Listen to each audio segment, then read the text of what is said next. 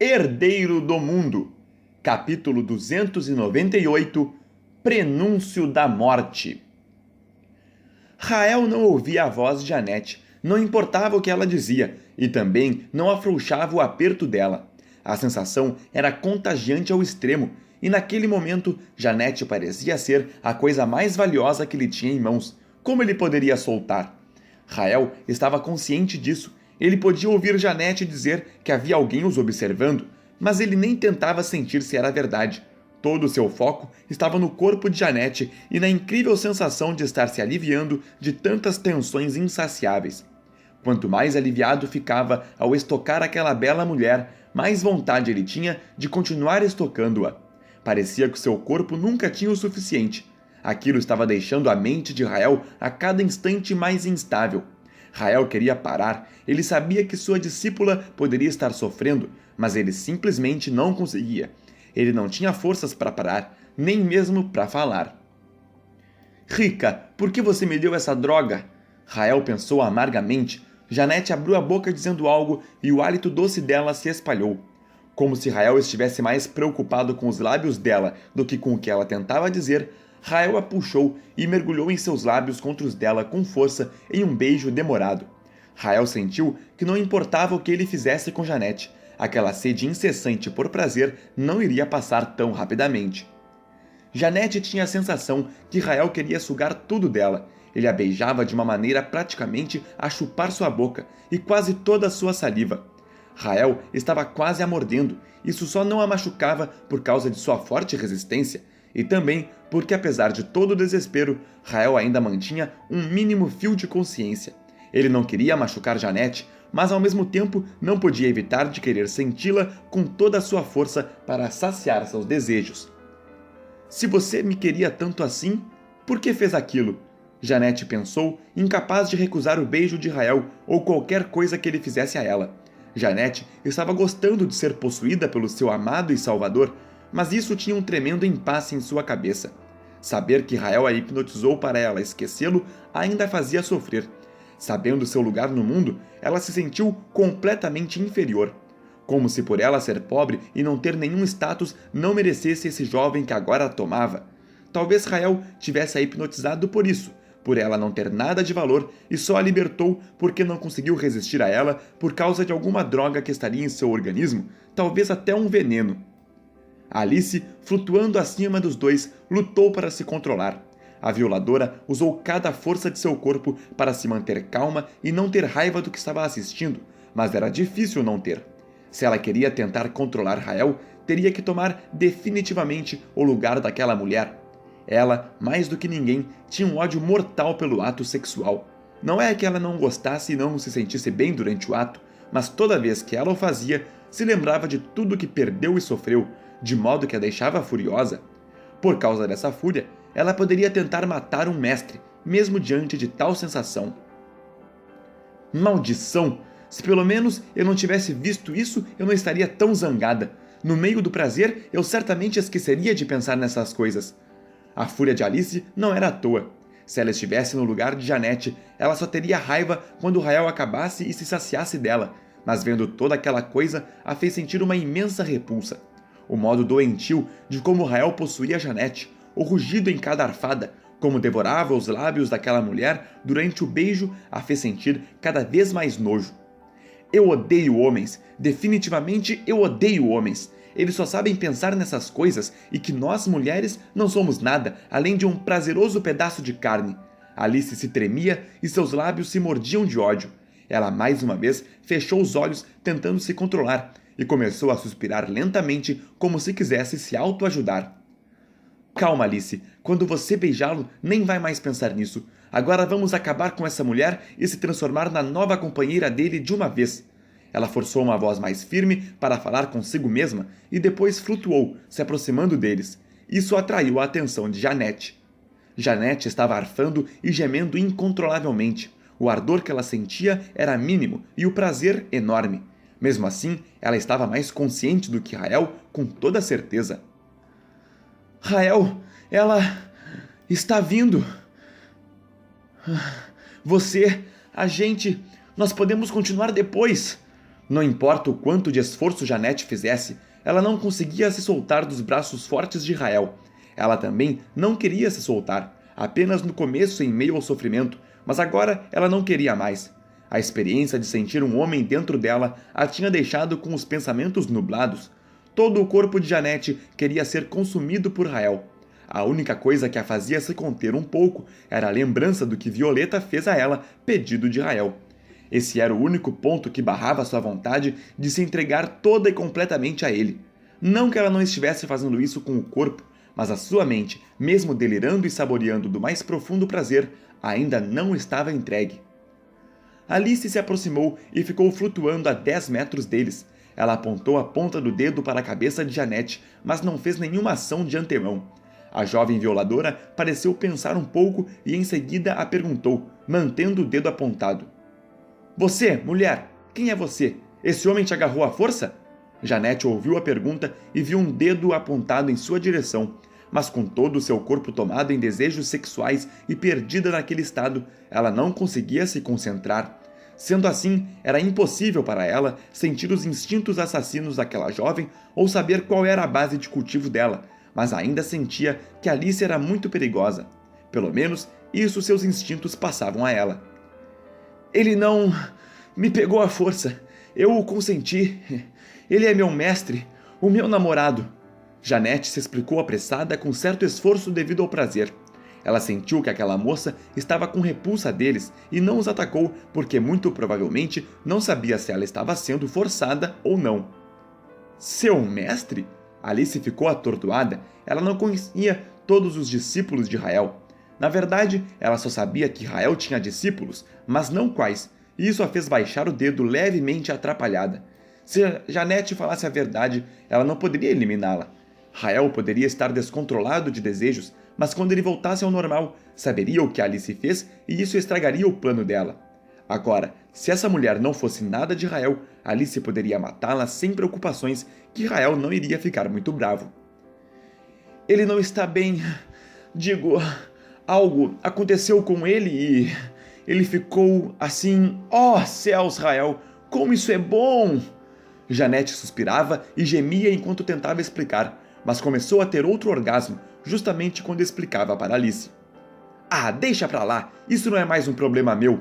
Indignada, Alice se virou e sumiu dentro de um portal roxo. Janete teve mais um orgasmo, esse não era o primeiro dela. Com Rael naquele estado, ele não parava de fazer, e isso fazia o corpo da bela mulher corresponder ao processo. Rael sentiu o corpo de Janete estremecer e a coisa lá embaixo o apertar com mais força. Isso só o deixou ainda mais desesperado enquanto as sensações de prazer aumentavam para ambos. Violeta e Emília continuavam a eliminar os grupos separados do Imperador Nero. As duas não conversavam uma com a outra, mas elas se olhavam surpresas. Já tinham perdido as contas de quantas centenas de reinos finais elas haviam matado. Seus corpos monstruosos estavam cobertos em sangue e restos humanos, que era inevitável não ter após aquela execução. As duas eram rápidas e avançavam de um grupo a outro, os eliminando rapidamente. Esses grupos ainda estavam tentando se reunir para juntar informações. Os que ficavam vivos, as pessoas do continente sul, se sentiam como se tivessem sido abençoadas por deuses. Elas acompanhavam a matança dos reinos finais nas mãos daquelas duas criaturas sinistras e achavam que morreriam a seguir, mas quando todos os reinos finais morriam, lançavam apenas um olhar em volta e avançariam para outro ponto. Algumas pessoas chegavam a desmaiar de medo e da pressão que emanava delas. O imperador Nero avançava voando com seus homens em rápida velocidade. A cada instante, a localização delas mudava e seus números de reinos finais despencava. Elas são tão rápidas assim? Perguntou um dos homens de Nero. Homens, venham todos na minha direção! É uma ordem! Nero gritou outra ordem, inevitavelmente zangado. Os homens tinham a localização de Nero por causa de uma ligação da alma que havia em cada um deles com o item que Nero tinha. Quando ele ativava esse item, todos podiam sentir uma emanação de sinal. Era um anel que Nero apertava em seus dedos. Isso fazia todos os homens o sentirem como um radar e assim obedeceriam, partindo para a direção dele.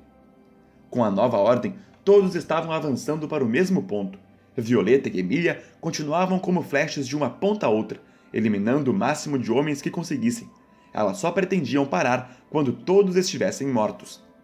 Agora, com os homens indo até Nero, era apenas questão de tempo para ele capturar as duas violadoras.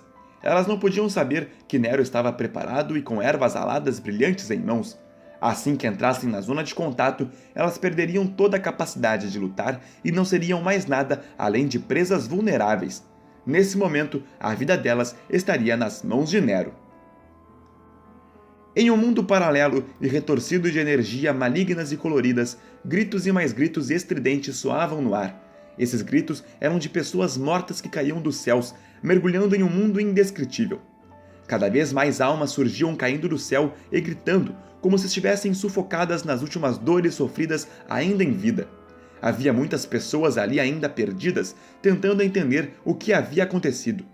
Eles podiam ver seus próprios corpos destroçados, se assustavam e gritavam até entenderem o que de fato havia acontecido. Com a energia de tantos reinos finais morrendo, um após o outro, o mundo estava sufocando de tantas novas e poderosas energias. Um esqueleto com uma coroa escura e capa vermelha voava alucinado e sugava as almas dos que ainda tentavam parados, tentando entender o que acontecia. Essas almas não tinham chances de fugir do seu grito que os puxava, como se fosse um emaranhado de ventos. Engolindo alma após alma, ele saía em busca de mais. A cada alma que o esqueleto consumia, o mundo parecia ficar mais e mais rachado. Era como se houvessem rachaduras no mundo dentro dos horizontes, como se tudo fosse feito de um espelho que estava prestes a se romper. Merda! O que é aquela coisa? Ela engoliu o irmão Júnior! Gritou um dos recentes homens de Nero morto. Vamos fugir! Devemos estar em um tipo de mundo criado por alguma habilidade estranha! Corram! Gritou o outro e saiu voando. As almas dispararam fugindo, mas o esqueleto não tinha pressa. Com o seu poder aumentando, ele sabia que era questão de tempo pegá-los. O mundo morto era, afinal de contas, o seu lar e nada poderia fugir do seu alcance. Havia limites para onde as almas corressem, sem mencionar que a cada nova alma sugada, o espectro se tornava ainda mais poderoso. Conforme as almas continuavam a chegar e o esqueleto a consumi-las, mais e mais rachaduras apareceriam em volta. Essas rachaduras eram gigantescas e pareciam tomar o horizonte, mas não importa o quanto alguém se aproximasse, parecia nunca chegar perto. Tudo o que podiam ver eram luzes brancas saindo das rachaduras. No clã Torres, a correria tinha começado.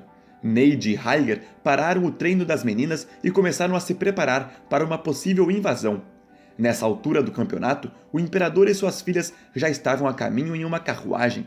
Neide e Rhaegar poderiam ter ido buscá-los, mas estavam ocupados demais organizando as defesas do clã.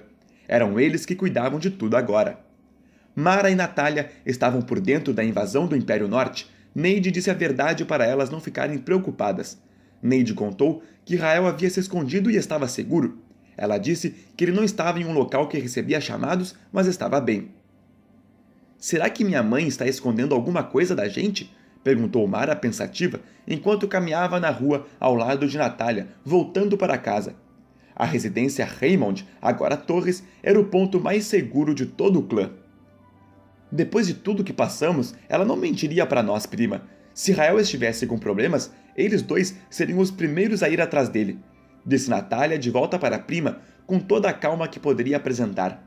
Ambas já tinham tentado chamar Rael, mas não tiveram sucesso algum. Acho que você está certa, concordou Mara facilmente. Esse pensamento era simples, seus pais eram tão preocupados com Rael como elas eram por ele.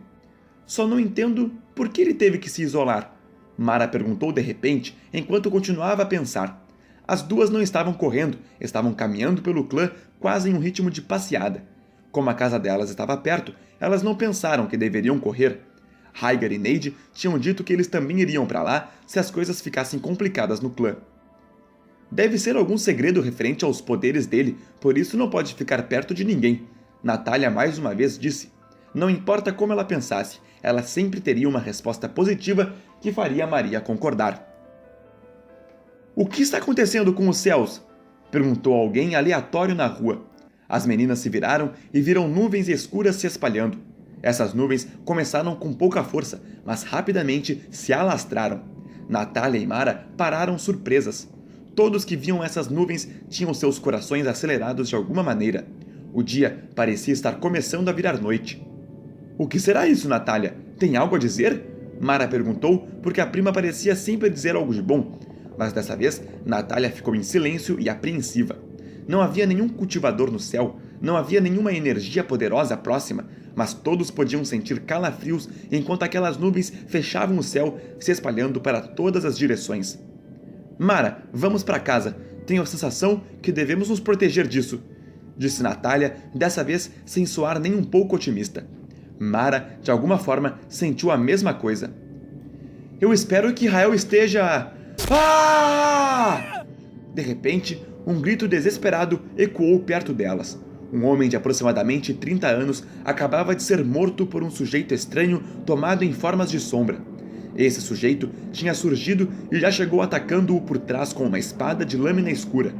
Ele parecia ser um humano, mas seu corpo se contorcia com fumaças negras e tremulava como se fosse um fantasma. Diante do céu fechado e do repentino ataque, as pessoas começaram a entrar em pânico. Da mesma forma que o misterioso homem em formas escuras surgiu, desapareceu como se nunca tivesse existido. O homem atacado agora tinha caído morto com um buraco nas costas que não parava de jorrar sangue.